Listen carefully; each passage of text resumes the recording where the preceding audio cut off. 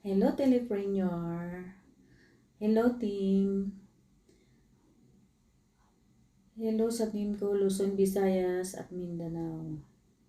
Nagawa po ako ng video kung paano mag-open ng web account. Ituturo ko sa inyo guys, lalo na sa team ko, yung mga baguhan kong member, hindi pa nila alam kung paano mag-open ng web account nila.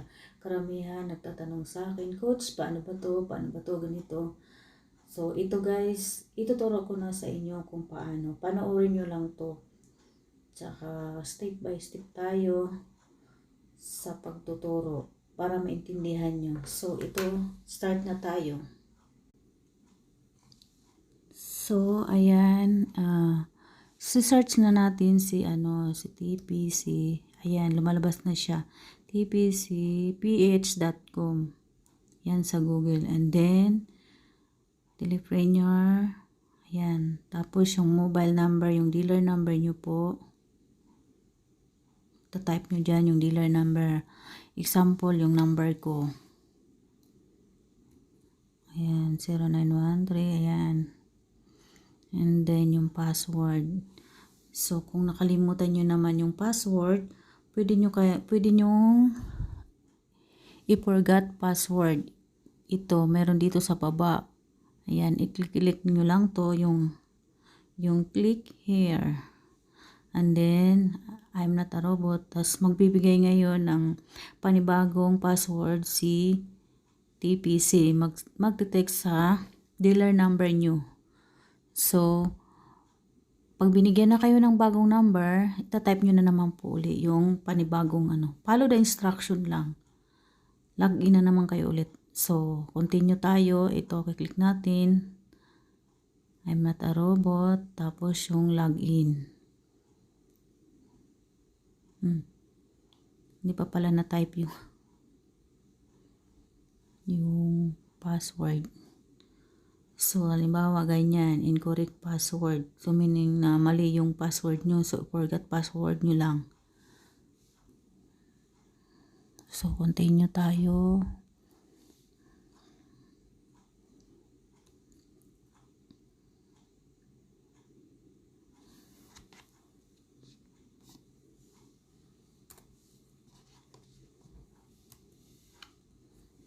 Type natin yung password.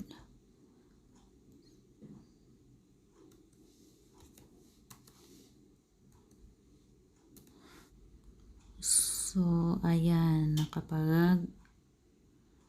open na tayo ng web account. So, ngayon, ilalagin na natin yung ating dealer number. So, itatype natin ngayon yung number natin. Example, yung number ko.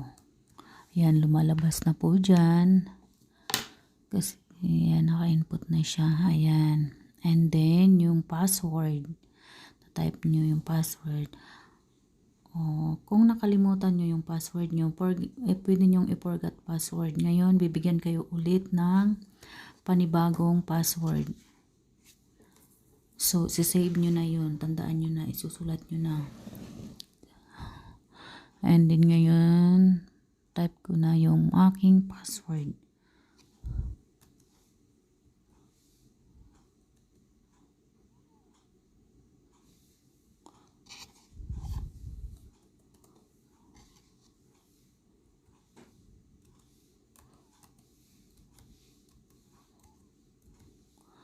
So, ayan, na-type na natin yung ating password.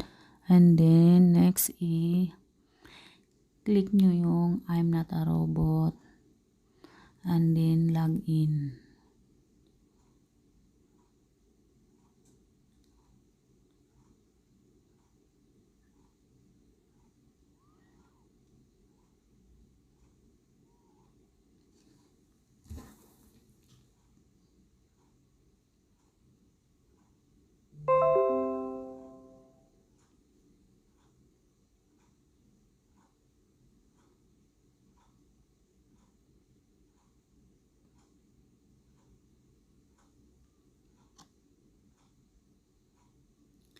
Punta tayo dun sa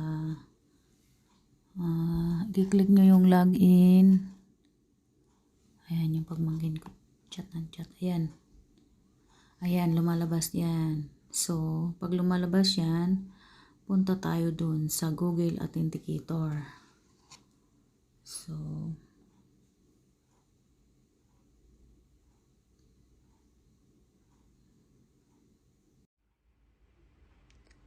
ayan team. Andito na tayo sa Google Authenticator. I-click na natin yung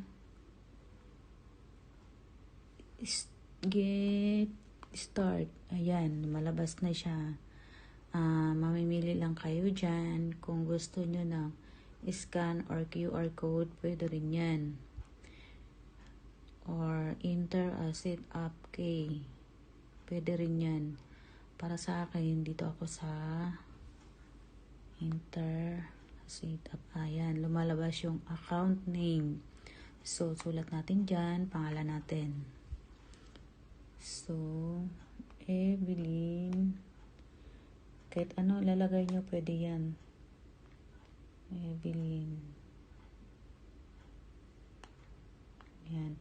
And then, yung K, yung 16 digit na binibigay ni Telepreneur na iti-text sa number nyo. Pagka nag-login kayo, bibigyan kayo nun, isi-save nyo yun. Huwag nyong iwala kasi pag hindi nyo maisi-save yun, magbabayad kayo ng 250. Magre-request kayo nun. So, kailangan nyong tandaan or i-save sa inyong inbox. Ayan. Ngayon, ito type na natin yung akin. Ayan. Copy, paste. Ayan. And then, i-click nyo tong add. Ayan, bibigyan na kayo ng 6 number. Ngayon, ito, ayan, nagbago siya. Kailangan yung mabilis dyan. Pag bibigyan kayo niyan, so, balik kayo ulit doon sa web account. So, balik na naman tayo doon. Sa web account, ito type natin yung 6 na number na binibigay ni Google Authenticator. So, andito na tayo. Ayan, na-open ko na. So, ganun lang kadali, di ba? So, ayan, follow nyo lang yung instruction. And then, pwede nyo i-open dyan, yung report, yan. I-open nyo yan.